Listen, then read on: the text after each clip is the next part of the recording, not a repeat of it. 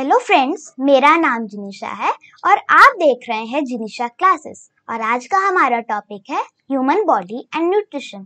तो इससे पिछले वीडियो में हमने इसका पार्ट 1 किया था। अगर आपने उस वीडियो को नहीं देखा है तो आपको नीचे डिस्क्रिप्शन में आपको लिंक मिल जाएगा, तो आप उस लिंक को क्लिक करके पिछला वीडियो देख सकते हैं। तो आज हम इसका पार्ट 2 करेंगे और पिछले सेशन में हमने डिफरेंट ऑर्गन सिस्टम के बारे में पढ़ा था, फूड एंड न्यूट्रिशन के बारे में पढ़ा था और वाटर के बारे में पढ़ा था। इन 3 चीजों के बारे में हमने पढ़ा था और आज हम कंटिन्यू करेंगे डाइजेशन से। तो चलिए अपने सेशन को स्टार्ट करते हैं। The food we eat is complex, which is broken down into simpler forms in our digestive system. This process is known as digestion. इसका मतलब ये है कि हम जो फूड खाते हैं काफी कॉम्प्लेक्स फॉर्म है और हमारी बॉडी उस कॉम्प्लेक्स फॉर्म को डायरेक्ट तो ऐसे एक्सेप्ट नहीं कर सकती। तो डाइजेस्टिव सिस्टम का क्या काम होता है? फूड को सिंपलर से सिंपलर फॉर्म में ब्रेक करना। तो आज हम इसी डाइजेस्टिव सिस्टम से अपने सेशन को स्टार्ट कर रहे हैं और हमारा डाइजेशन माउथ से स्टार्ट होता है और माउथ में टीथ, सलाइवा और टंग, ये 3 चीजें होती हैं। चलिए अब हम टीथ से स्टार्ट करते हैं। Teeth tears the food and break into its smaller pieces so that it can be easily digested. मतलब टीथ फूड को टीयर करते हैं। टीयर मतलब उसे छोटे पार्ट्स में ब्रेक करता है, इससे हमें डाइजेस्ट करने में इजी हो, क्योंकि हम डायरेक्ट अगर फूड उसे डाइजेस्ट करने को भेज देंगे वो अच्छे से डाइजेस्ट नहीं हो पाएगा। तो टीथ का काम होता है उसे स्मॉल पीसेस में ब्रेक करना। और किसी भी एडल्ट के पास 32 टीथ्स होते हैं, तो चिल्ड्रन के पास 32 टीथ्स नहीं होते। तो चलिए टाइप्स ऑफ टीथ देखते हैं। तो 2 टाइप्स ऑफ टीथ होते हैं। सबसे पहले होता है milk teeth and second one is permanent teeth. जो मिल्क टीथ होते हैं उसमें 32 टीथ्स नहीं होते, तो मिल्क टीथ फिर रिप्लेस होके परमानेंट टीथ आते हैं। तो उन परमानेंट टीथ के जो सेट होते हैं उसमें टोटल 32 टीथ्स होते हैं और टंग एंड टीथ कोऑर्डिनेशन में वर्क करते हैं। इसका मतलब यह है कि जो टीथ है हमारे फूड को स्मॉलर पीसेस में ब्रेक करता है और टंग का काम होता है फूड में सलाइवा मिक्स करना और हमारे माउथ से ही डाइजेशन स्टार्ट हो जाता है। तो चलिए आपको मैं एक और बात बताती हूँ। हमारे माउथ में जो सलाइवा होता है वो कार्बोहाइड्रेट के डाइजेशन में भी काफी हेल्प करता है, क्योंकि हमारे माउथ में ही कार्बोहाइड्रेट का डाइजेशन स्टार्ट होने लगता है। माउथ में अराउंड 30% कार्बोहाइड्रेट का डाइजेशन हो जाता है। अब चलिए टाइप्स ऑफ टीथ पर आते हैं। तो हमारे पास 4 टाइप्स ऑफ टीथ होते हैं, जिनका नाम है incisor, canine, premolar and molar. ठीक है, तो चलिए इनकी लोकेशन देख लेते हैं। तो ये फर्स्ट के जो आप ये 4 टीथ देख रहे हैं तो हम इनको कहते हैं इंसीजर्स, है ना। और इनके बगल में जो ये टीथ आप देख रहे हैं इनको कहते हैं कैनाइन्स और इनको हम टीयरिंग टीथ भी कहते हैं, क्योंकि फूड को टीयर करने में हेल्प करते हैं। और ये देखिए, ये एक जॉ में 2 टीथ होते हैं। हमारे पास 2 जॉस होते हैं ना, first is upper jaw and lower jaw. तो अपर जॉ में 2 कैनाइन्स होते हैं, लोअर जॉ में 2 कैनाइन्स होते हैं, तो हमारे पास टोटल 4 कैनाइन्स होते हैं। और कैनाइन्स के बगल में होते हैं ये प्रीमोलर्स। तो प्रीमोलर्स को हम क्रैकिंग टीथ भी कहते हैं, क्योंकि ये हार्ड सब्सटेंस को क्रैक करने में प्रीमोलर्स हमारी काफी हेल्प करते हैं। अब इनके भी बगल में आते हैं मोलर्स। तो मोलर्स प्रीमोलर्स से भी ज्यादा ब्रॉडर होते हैं, ब्रॉडर यानी चौड़ा, तो जो हमारी फूड को ग्राइंड करते हैं, इसी वजह से हम इन्हें ग्राइंडिंग टीथ भी कहते हैं। तो चलिए इनके थोड़े फंक्शंस को और समझते हैं। इंसीजर को हम कटिंग टीथ भी कहते हैं और ये अपर जॉ और लोअर जॉ दोनों में 4 होते हैं, तो हमारे माउथ में टोटल 8 इंसीजर्स होते हैं और ये काफी शार्प होते हैं, जिससे हम अपने फूड को कट कर सके। और वैसे मैं आपको एक बात बताऊं तो चिल्ड्रन में प्रीमोलर्स नहीं होते। ये प्रीमोलर्स जो परमानेंट टीथ का जो सेट होता है उसमें प्रीमोलर्स आते हैं। तो चिल्ड्रन के पास 3 टाइप्स ऑफ टीथ होते हैं, कैनाइन, इंसीजर्स एंड मोलर। ठीक है, और अब आते हैं कैनाइन्स पे। तो हमारे माउथ में टोटल 4 कैनाइन्स होते हैं और ये इंसीजर्स के बगल में होते हैं और इन्हें टीयरिंग टीथ भी कहते हैं और ये काफी शार्प होते हैं, जैसे कि फूड टीयर करने का काम होता है कैनाइंस का। अब आते हैं प्रीमोलर्स पे। तो क्रैकिंग टीथ, तो जैसे कि आप कभी किसी हार्ड चीज को अगर आपको क्रैक करना हो तो आप ऐसे साइड से क्रैक करते हैं, क्योंकि प्रीमोलर्स काफी स्ट्रांग होते हैं क्रैक करने के लिए, है ना। अब आते हैं मोलर्स पे। तो प्री मोलर्स से भी ब्रॉडर होते हैं मोलर्स और वो उनका काम होता है ग्राइंड, फूड को ग्राइंड करना। और ये सबसे लास्ट में जो कुछ टीथ्स होते हैं, कुछ ये देखिए यहाँ पे लास्ट के जो आप 3 टीथ्स देख रहे हैं, तो ये होते हैं मोलर्स। अब आते हैं स्ट्रक्चर ऑफ टूथ पे। जो अपर पार्ट होता है टीथ का, जिसे हम देख सकते हैं, जो विजिबल पार्ट होता है, तो हम उसे कहते हैं क्राउन। ये देखिए, ये जो आप गम के ऊपर वाला जो पार्ट देख रहे हैं ना आप, ये इसे कहते हैं क्राउन। अब जो मिडिल पार्ट होता है टूथ का, तो हम उसे कहते हैं नेक। ये देखिए, ये जो आप मिडिल पार्ट देख रहे हैं इतना, इसे हम कहते हैं नेक। और जो ये गम के अंदर जो पार्ट होता है, हम इसे रूट कहते हैं और ये गम में फिटेड रहता है और जिससे हमारे टीथ बाहर नहीं आते हैं। चलिए अब लेयर्स ऑफ टूथ पे आ जाते हैं। तो हमारे टीथ में थ्री पार्ट्स होते हैं। सबसे पहला इनेमल, डेंटिन एंड पल्प। तो इनेमल, ये जो व्हाइट लेयर देख रहे हैं ना ऊपर, सबसे ऊपर ये व्हाइट लेयर, तो इसी को कहते हैं इनेमल। तो इनेमल हमारे टूथ का सबसे हार्डेस्ट पार्ट है और जो हमारे टीथ में जो कैविटीज हो जाती है, तो उसके लिए फर्स्ट लेयर ऑफ डिफेंस होती है इनेमल्स। अब इनेमल के नीचे आता है डेंटिन। तो डेंटिन इनेमल से सॉफ्ट होता है और इसका काम होता है पल्प को प्रोटेक्ट करना। और डेंटिन पल्प को, जैसे हमारे इनेमल पे से अगर कोई हॉट या कोल्ड चीज जा रही है, तो पल्प तक वो मैसेज पहुंचाने का काम होता है डेंटिन का। अब चले आते हैं पल्प पर। तो पल्प काफी सेंसिटिव पार्ट होता है टूथ का और ये लिविंग पार्ट होता है टूथ का। ये देखिए, इसमें यहाँ पे आप ये जो देख रहे हैं, ये ब्लड वेसल्स और नर्व्स जितने भी होते हैं वो सारे पल्प में ही होते हैं। अब हम पढ़ेंगे टूथ को। तो टूथ का क्या काम होता है? टेस्टिंग का, लिकिंग का और स्पीकिंग का। और ये जो हम फूड च्यू करते हैं, तो इसको फूड पाइप में पुश करने का भी काम टंग का ही होता है ना। ये देखिए, आप जैसा कि जानते हैं कि टंग का काम होता है टेस्टिंग का, तो अलग अलग टंग के पार्ट्स पे अलग अलग हमको टेस्ट फील होते हैं। तो चलिए उन पार्ट्स को हम देखते हैं। ये देखिए, जो सबसे टिप ऑफ द टंग होती है, यहाँ पे हमें स्वीट फ्लेवर फील होता है। ये देखिए, यहाँ पे मैंने जो मार्क किया है, ये यहाँ पे हमें स्वीट फ्लेवर फील होता है। और इसके यहाँ पे आप ऊपर देख रहे हैं, तो यहाँ पे है सॉल्टी के लिए। तो ये देखिए, यहाँ पे 2 पार्ट्स है सॉल्टी के लिए। अब उसके ऊपर आप देखेंगे तो ये देखिए सोर के लिए, यहाँ पे हमें सोर फ्लेवर फील होता है। और सबसे लास्ट, जब ये जो टंग का लास्ट पार्ट होता है, यहाँ पे हमें बिटर फ्लेवर फील होता है। और ये जो middle part of the tongue है, तो इसमें हमें फील होते हैं मिक्स्ड फ्लेवर्स।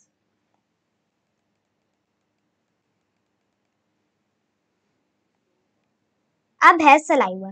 तो सलाइवा एक डाइजेस्टिव फ्लूइड है। इसका मतलब ये डाइजेशन में हेल्प करता है। ये एक लिक्विड है और जो कि फूड में मिक्स होती है और फूड को सॉफ्ट बनाती है। नहीं तो अगर हम फूड को डायरेक्ट अगर हम स्वॉलो कर ले, तो हम स्वॉलो नहीं कर पाएंगे, क्योंकि वो तो सॉफ्ट होते नहीं है। और तो सलाइवा का काम होता है फूड को स्वॉलो करने के एबल बनाना। और ये जो हमारे फूड में जो कार्बोहाइड्रेट होते हैं, और कार्बोहाइड्रेट के डाइजेशन में भी काफी हेल्प करते हैं। अब हमारा फूड चला गया है फूड पाइप में, और हम फूड पाइप को क्या कहते हैं? बिल्कुल सही, हम फूड पाइप को कहते हैं ओसोफेगस। तो ओसोफेगस से फिर वो फूड पाइप फिर कनेक्टेड होता है स्टमक से, तो डायरेक्ट ओसोफेगस से फूड चला गया स्टमक में।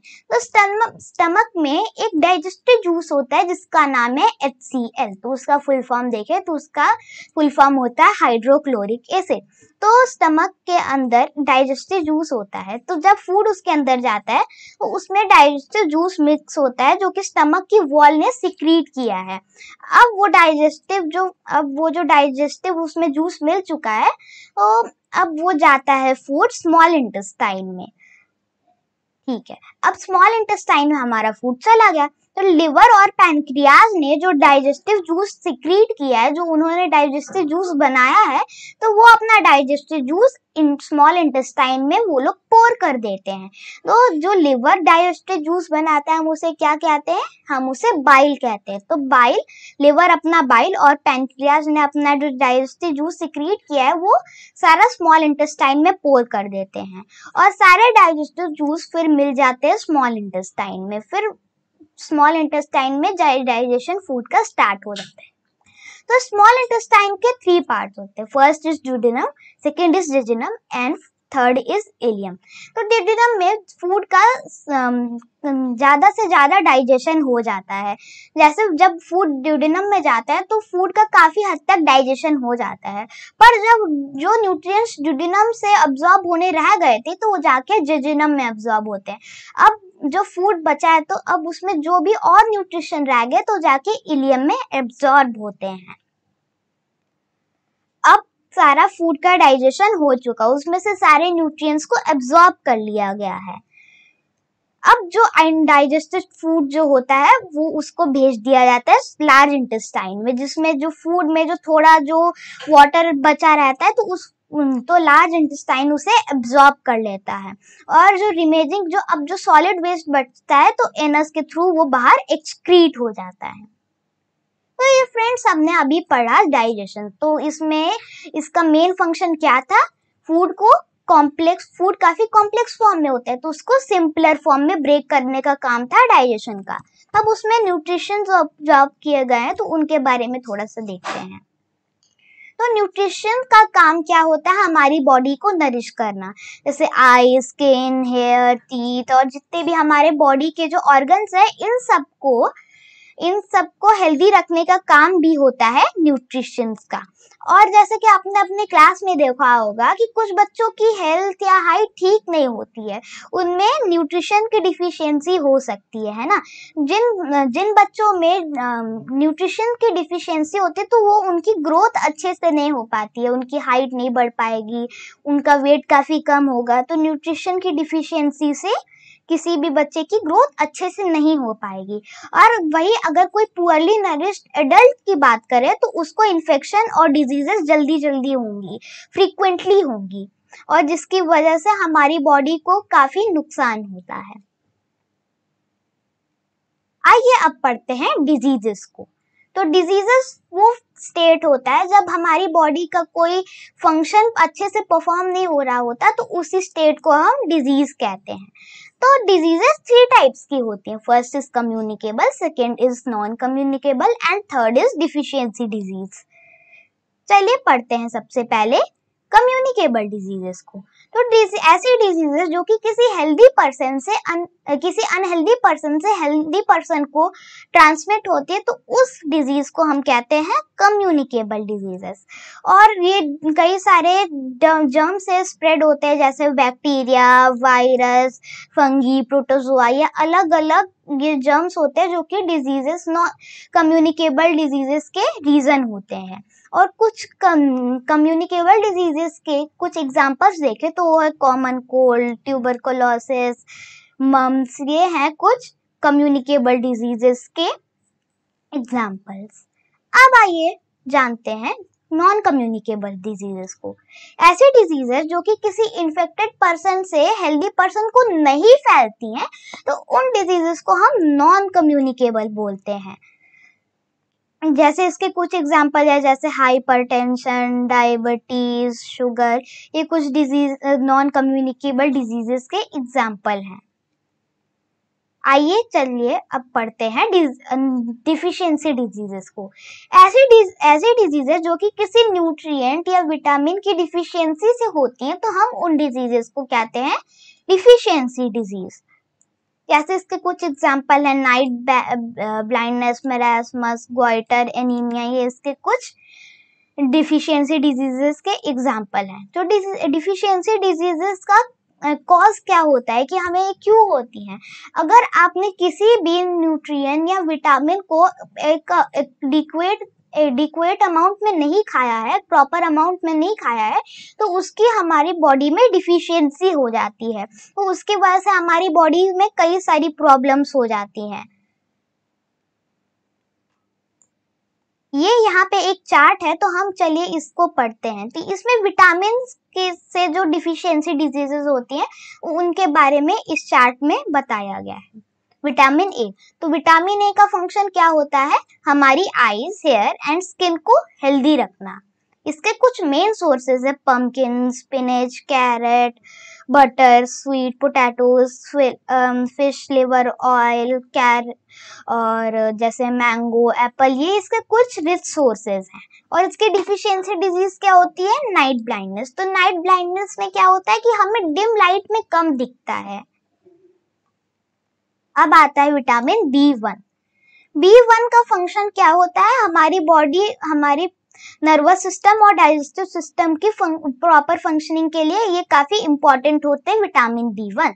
इसके कुछ मेन सोर्सेस है, एग, मीट और जितने भी सीरियल्स होते हैं वो इसके मेन सोर्सेस है, रिच सोर्सेस हैं। और ईस्ट और मिल्क, ये इसके कुछ काफी रिच सोर्सेस है। और इससे कौन सी डिफिशियंसी डिजीज होती है? बेरी तो बेरी में हम काफी एग्जॉस्टेड फील करते हैं और हमारी बॉडी भी काफी पेल हो जाती है।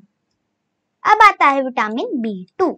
तो विटामिन B2 का काम होता है हमारे स्किन और माउथ को हेल्दी रखना। और egg, peas, beans, milk, green vegetable, fish, meat, ये इन सब में विटामिन B2 काफी गुड अमाउंट में मिलता है।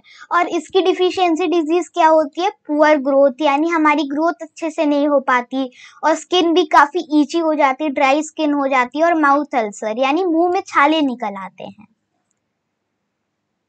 अब आते हैं विटामिन B6 पर। तो इनका काम होता है हमारे डाइजेस्टिव सिस्टम को हेल्दी रखना और ये हमारे स्किन के लिए भी काफी इंपॉर्टेंट होते हैं।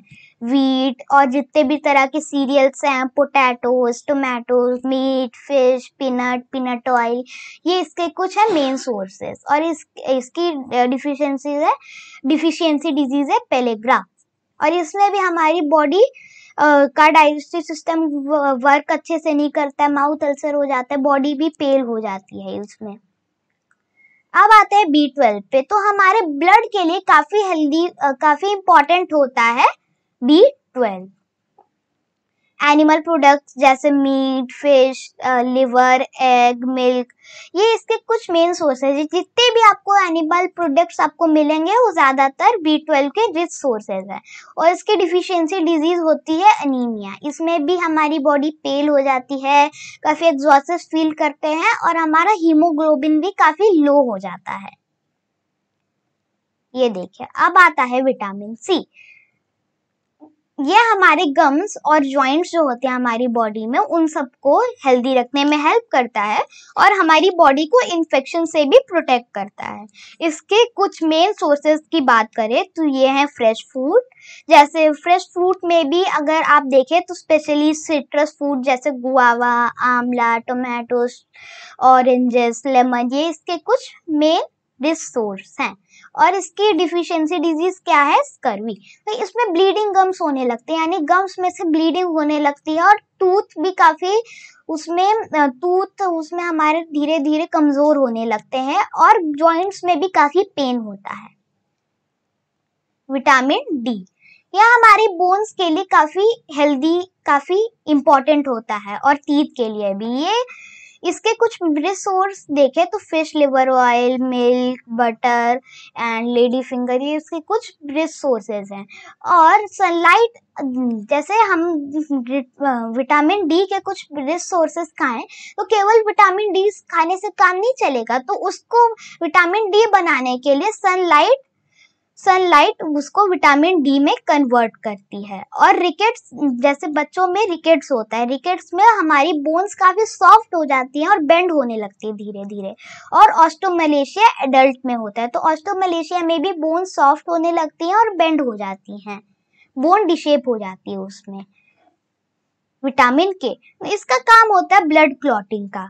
और ग्रीन वेजिटेबल, टोमेटो, एग ये विटामिन के रिच होते हैं। और अगर जैसे कि अगर आपको विटामिन के की डिफिशियंसी है, तो अगर आपको थोड़ी सी भी चोट लगेगी तो उसमें एक्सेसिव ब्लीडिंग होती है क्योंकि ब्लड क्लॉटिंग नहीं हो पाती। ये देखिए, अब हमने विटामिन का पढ़ा, अब पढ़ते हैं मिनरल्स से होने वाली डिफिशियंसी डिजीज है। तो कैल्शियम, अगर हम कैल्शियम अगर हम प्रॉपर अमाउंट में नहीं खाते तो हमारी बोन्स वीक हो जाती हैं।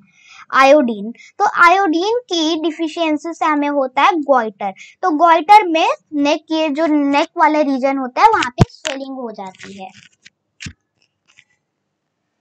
अब आयरन की डिफिशियंसी से होता है अनीमिया। तो मैंने आपको एनीमिया के कुछ आपको सिम्टम्स बताए थे कि बॉडी पेल हो जाती है, एग्जॉस्टेड फील करते हैं, हीमोग्लोबिन काफी लो हो जाता है। सोडियम, तो सोडियम की डिफिशियंसी से हाई ब्लड प्रेशर हो जाता है और ये हमारे नर्वस सिस्टम को भी हेल्दी रखने में हेल्प करता है। तो अगर सोडियम की डिफिशियंसी हो जाए तो हमारा नर्वस सिस्टम भी प्रॉपरली वर्क नहीं करता। पोटेशियम, तो पोटेशियम की डिफिशियंसी डिजीज से हमारी मसल वीक हो जाती है, इसका भी काम नर्वस सिस्टम को हेल्दी रखना होता है।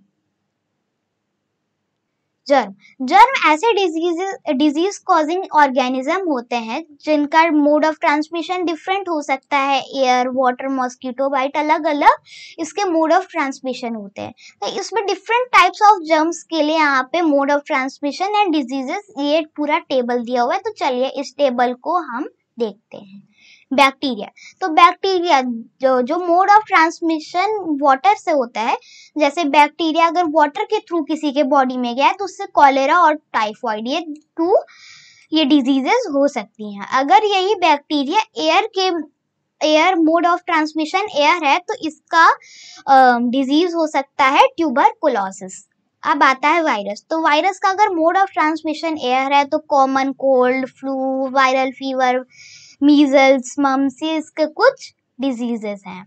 अब यही वाटर से जाता है हमारी बॉडी में वायरस, तो इसकी वजह से हमारी बॉडी में डिसेंट्री हो जाती है। तो कॉलेरा और डिसेंट्री दोनों में हमारी बॉडी में से काफी वाटर लूज होता है। प्रोटोजोआ, तो प्रोटोजोआ का मोड हो सकता है मॉस्किटो बाइट, जैसे जितने भी मॉस्किटो से होने वाली जो डिजीजेस होती है वो सारी प्रोटोजोआ से होती है, जैसे मलेरिया, डेंगू, चिकनगुनिया, ये जो डिजीजेस है सारी प्रोटोजोआ से होती हैं। और फंगस, तो फंगस से रिंग वॉर्म होती है, तो इसका कोई मोड ऑफ ट्रांसमिशन नहीं होता, ये किसी भी मोड से आ सकते हैं।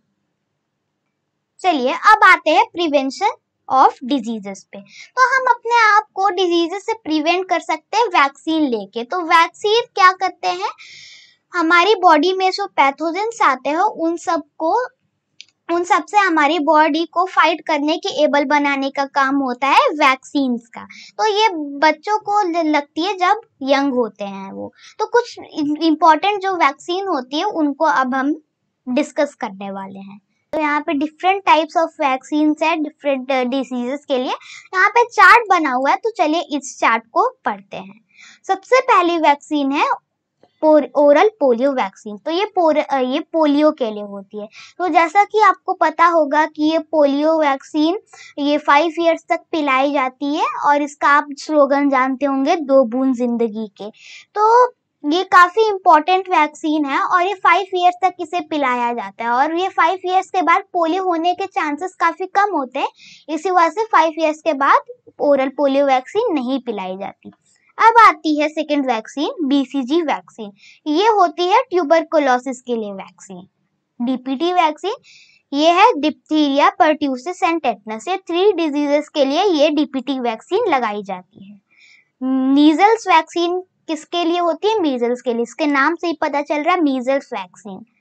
MMR वैक्सीन होती है मीजल्स, मम्स एंड रूबेला। ये 3 डिजीजेस के लिए वन वैक्सीन होती है MMR vaccine. Oral typhoid vaccine, इसके नाम से ही पता चल रहा है कि ये वैक्सीन टाइफॉइड के लिए है। और एंटी रेबीज वैक्सीन रेबीज के लिए लगाई जाती है। और आपको जहां भी ये ओरल वाली वैक्सीन दिख जाए तो मतलब उसे मुंह से पिलाई जाती है। और आपको जितने भी यहाँ पे वैक्सीन दिख रहे हैं ओरल वालों को छोड़ के, तो उन्हें इंजेक्ट किया जाता है। और एंटी रेबीज वैक्सीन, रेबीज तो आप जानते होंगे, जैसे कि अगर आपको किसी डॉग ने काट लिया है तो तब आप रेबीज की वैक्सीन लगवाने जाते हैं, रेबीज के इंजेक्शन लगवाने जाते हैं, तो ये एंटी रेबीज वैक्सीन आपको लगाई जाती है। और जैसे कि आप कभी खेल रहे हैं तो मिट्टी अगर लग गई, चोट लग गई, तो अगर उसके ऊपर मिट्टी चली गई तो मिट्टी में एक बैक्टीरिया होता है जिसका नाम है टेटनस, तो उसी के लिए होता है टेटनस वैक्सीन। तो आपको लगवाया जाता है ना टेटनस का वैक्सीन, तो ये डीपीटी की वैक्सीन आपको लगाई जाती है, डिप्थीरिया, पर्ट्यूसिस एंड टेटनस की। और अगर आप प्रिवेंशन आप देखें, और चलिए अब और वेज देखते हैं कि हम डिजीजेस को कैसे प्रिवेंट कर सकते हैं। तो हमें प्रॉपर सैनिटेशन एंड क्लीनिनेस का ध्यान रखना चाहिए। यानी प्रॉपर सैनिटेशन या क्लीनिनेस मतलब अपनी सराउंडिंग्स को हमेशा क्लीन रखना चाहिए। और हमें अपने आसपास वाटर कलेक्शन भी नहीं होने देना चाहिए, क्योंकि उससे मॉस्किटो ब्रीडिंग होने लगती है और मॉस्किटो से रिलेटेड जितनी भी डिजीजेस होती हैं वो फैलने लगती हैं। और जो लोग डायरिया, कॉलेरा इनसे सफर कर रहे हैं तो उनको ORS देना चाहिए, ORS solution, oral rehydration solution.